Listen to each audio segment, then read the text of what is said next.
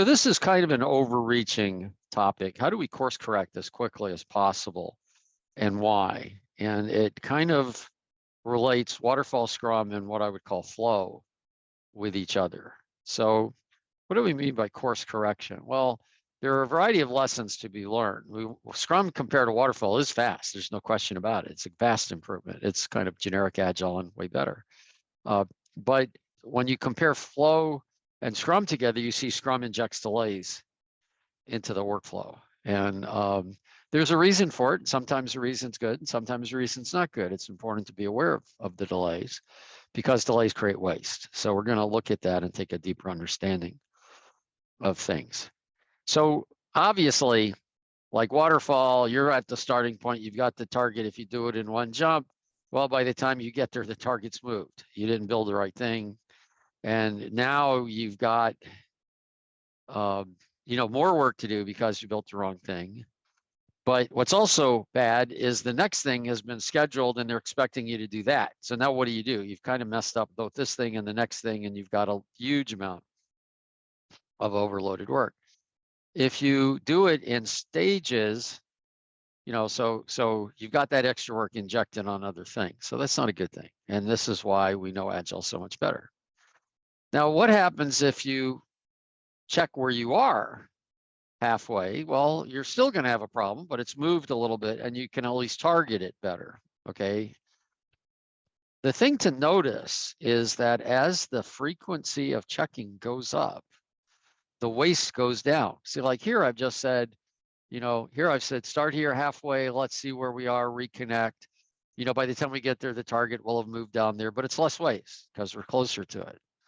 If we were checking where we were more frequently, we would have less waste. In fact, the more you check, the faster you go. You can imagine this in driving a car. I mean, imagine you were only going to check every minute. How fast could you drive? Not very fast.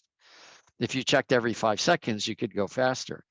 Airplanes, by the way, check literally hundreds of times a second. They're just always course correcting. They do it so it's smooth. It's not a big adjustment. You don't even feel the course corrections. The planes do this. So what we want to do is ask the question, why would you not want to continuously course correct? What is the advantage of delay? Now, sometimes there is an advantage of having set times, but we shouldn't presume it's the right way to go. And that's what I'm talking about, is that we need to check that. So, at least, again, do it as much as possible.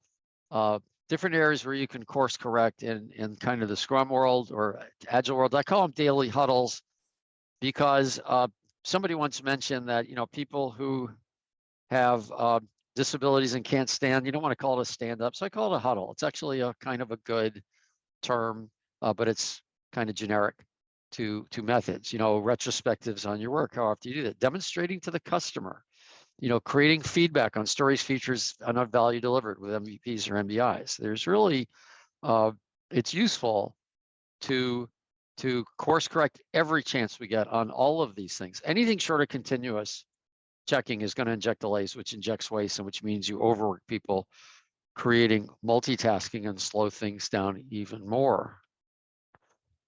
Now, I'm not saying there aren't good reasons to do it, but know there's a price to pay when you don't do it. I mean, there might be a good reason to delay and do things at set times, but there is a cost, and we just want to have trade-offs. So faster course correction is the key. When you have infrequent course corrections, you get into this vicious circle, basically, of delays in getting feedback that creates additional work, which makes more infrequent course corrections as opposed to continuous course corrections, moves us to the target, eliminates waste. That's what we want. And I'm saying often focusing on finishing is all it takes to bring a process back into control.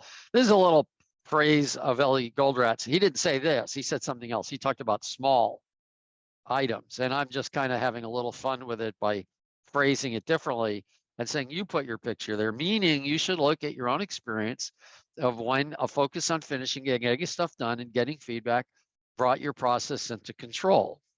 Okay. And if that's something you don't see, well, that's something we should have a discussion about. Send me an email, things of that sort. Okay, so in review, course correction is critical. The more we're off, the more waste there is. Extra waste slows us down by creating multitasking as well. Scrum creates less waste than waterfall. Continuous feedback creates less work than Scrum creates. And that's really what's important. So we want to look to see what are the correct amount of times to course correct. Should it be continuous? Should it be daily, weekly sprints? There's not a right answer for everybody on this.